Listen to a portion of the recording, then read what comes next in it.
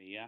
I was asked at various times, what's the answer? And I've got to be honest, I don't know what the answers are. But one thing's for sure, somebody asked, what is the point of looking back at history? We've got to be in the present. Oh, well, I actually don't agree with that, because unless we learn some key lessons of what we have done wrong in the past, we are doomed to repeat them. Now, what I don't want to do is just go over every contribution, and apologies to the majority of people whose names I won't mention, because you said things which I said or agree with, and therefore there's nothing to add. Firstly, let me deal with my good old comrade, Graham Durham, who I think we should insist comes to every meeting I speak at, because he makes me seem to be reasonable. Now, let me just say it's a shame, because actually he makes a number of really important points, by the way. Certainly at the early time in the under Jeremy's leadership, this stuff about local government and how we were told by the Shadow Chancellor, John, that we needed to balance the books at local government. And Graham pointed out quite rightly that demobilised that level of struggle. It's absolutely correct. And the criticism I have of the way you look at things, Graham, it's what we in the movement, or in the left of the movement, used to call voluntarism. It means that you look at what needs to be done and you propose it irrespective of the balance of forces. Now, that isn't blaming the movement. It's called actually materialism. It's called looking at the actual facts, the interrelationship of forces. And if we think we can ignore that, then I'm sorry, then we are speaking from a different book. But it's a shame, because you make so many points. Now, another old comrade of mine raised some interesting points, Mike Phipps. And he makes one key point, which I think is right, which is that we must look at ourselves, our own deficiencies, the way we do things wrong, the way we're internalized, we fight each other, we don't focus, we're not disciplined, and we don't look outwards. So all of that was correct. And then, of course, you raise other points. You ask, was what Ken Livingstone said about the Havara Agreement helpful? In the particular context at that time, it was not helpful. But that actually is totally a secondary issue. The fact is that this great anti-racist representative of our movement, with whom I have had hundreds of disagreements over the years, was actually thrown out, forced out of the party on allegations of anti-Semitism, which I would say were obscene. And our first task is to defend those who have been traduced in that way, rather than say that, of course, what he said, if actually everybody who said something stupid in the movement at a Labour Party meeting was suspended or expelled, then none of you lot here would actually still be in the party. I certainly wouldn't be. So that's the point I make on that. And then the question, so why did anti-Semitism take root? Now, I don't know quite what the root of that question was, but my fear was because there was some truth in it. Well, let me make it clear. There was some truth in it. There are anti-Semites in the Labour Party. Of course there are. It is inconceivable that we could have a membership of 600,000 without anti-Semites. But I said from the outset, briefing, by the way, said from the outset that this was being weaponized. And if you remember, Jeremy was accused of firstly being a Czech spy. Well, that was so crazy, it didn't get off the ground. And then he was accused of being an agent of Putin, which didn't get off the ground either. And one of the reasons that this got off the ground was that our leadership conceded to it.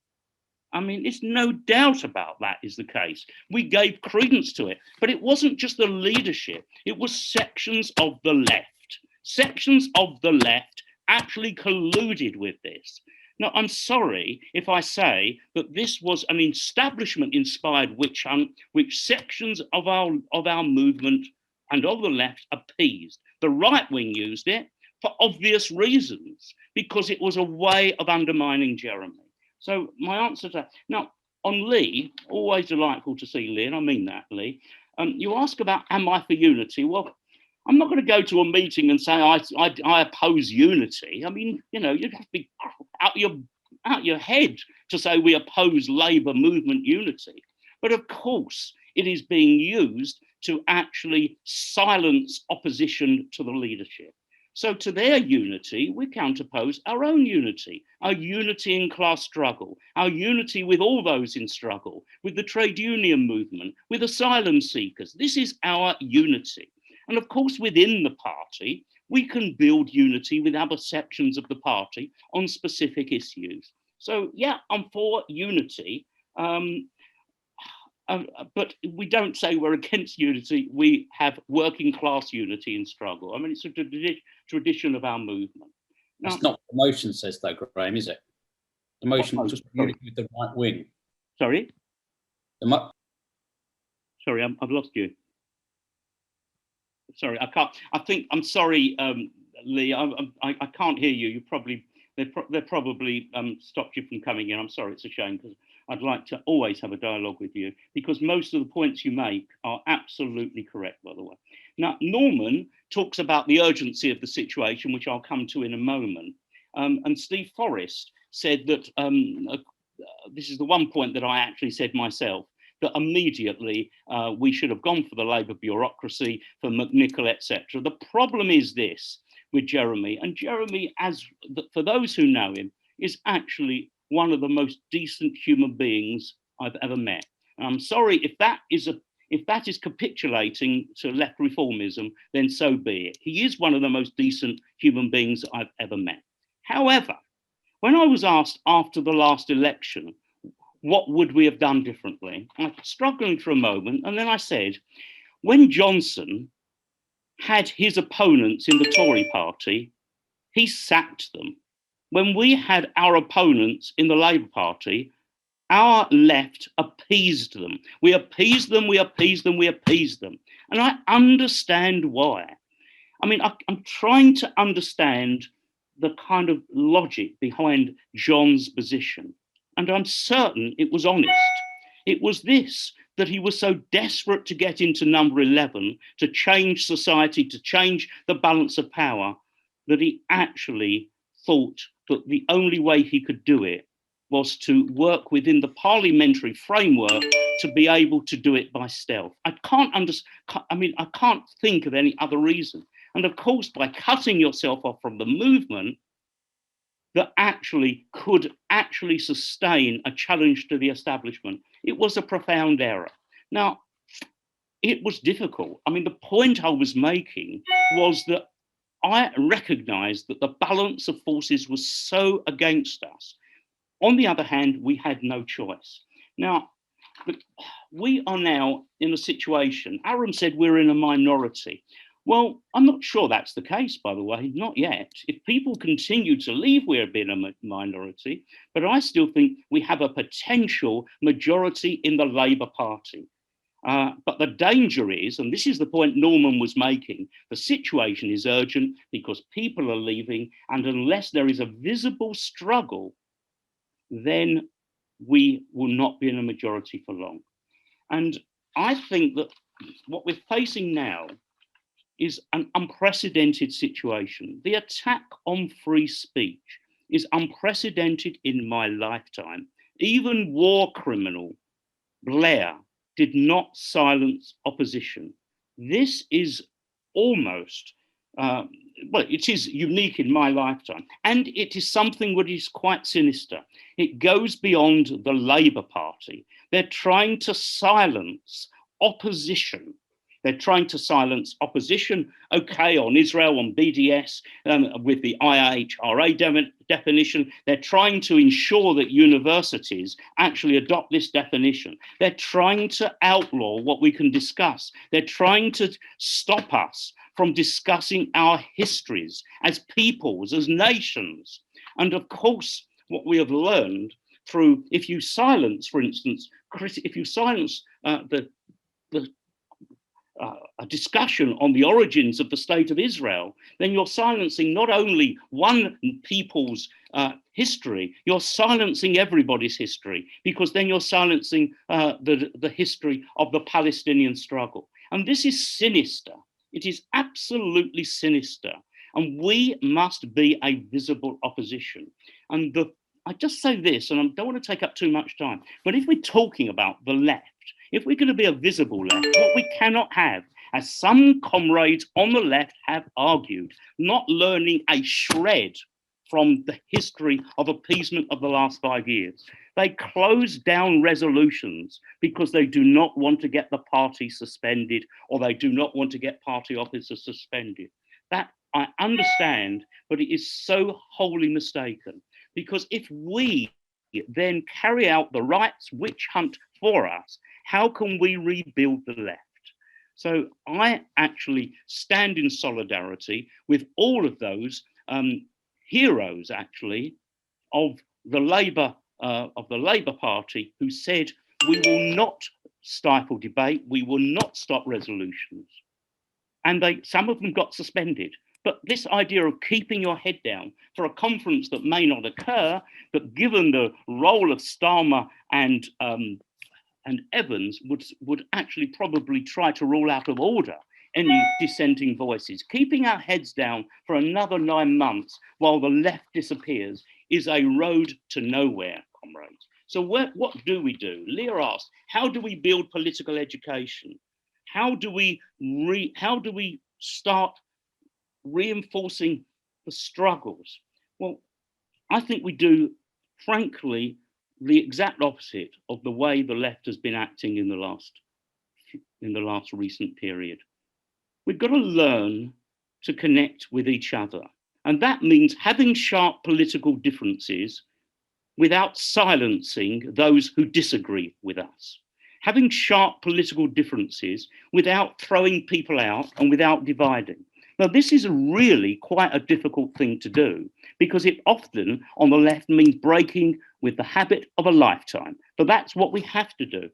And that's the objective balance of forces. And I talked right from the outset of the problem of the low level, the low ebb of class struggle is still with us. It's not as if there's this teeming mass that's putting pressure on us. If there was that, and that's not blaming the working class, it's just an assessment of the truth. If there was this, then we would be forced into unity in struggle. And somehow we've got to almost role model that behaviour of looking outwards, looking to the asylum seekers, as Kate said, in Napier barracks, looking to the struggles of the trade union movement, and yes, supporting the demand for a recall Labour Party conference. Now, I'll sort of finish on this in a way. What is the logic of this? Is there much chance that this rotten NEC, and there's good people on the left, but they're in a minority, will in any way support this? The answer actually is it is incredibly unlikely. But through the struggle for a recall conference, we can begin to connect the different levels of struggle of people in different constituencies, in different trade unions. And actually, if we can't have a recall Labour Party conference to call this rotten leadership to account, then we will actually have to try to build our own rank and file movement and our own rank and file conference. Now, that's the way Matt Rapp put it, and I think that's actually a useful guidance. So, as always, I would say the point I started with, we would always need to give a political expression to the struggles that happen on the ground. So it's no good just saying we would just be in the streets, we would just be in the trade unions, we would just be in the communities. All of this has to be connected together to be given political expression to fight for an alternative government of the working class. We cannot avoid that. But to think that we are going to win in the Labour Party just within the constituency parties, just within the bureaucratic parts of the Labour movement, just at the moment when any free speech is being shut down, is nonsense. We actually have to look outwards, connect, fight, and bring the struggles back into the party. I'm sorry if that sounds difficult. It is incredibly difficult, but we've got the fight of our lifetime, because behind all of these fights for free speech, we've got the COVID crisis, unprecedented in our lifetime. And above all, we have the climate crisis. The planet is actually hurtling to the end of its existence. And unless we build a global international force to confront that, then there is no future. I always say, and I'll give you this point, what is the point of fighting? I always say it is to lay down traditions for future generations. It's so urgent that that no longer is not enough. Because if we do not act quickly and build those forces, there won't be future generations to pass it down to. That is the seriousness of where we are. I do not say that in any way a sense of pessimism, but I think we have to know where we are. We have to understand reality in order to change it. Thank you, comrades.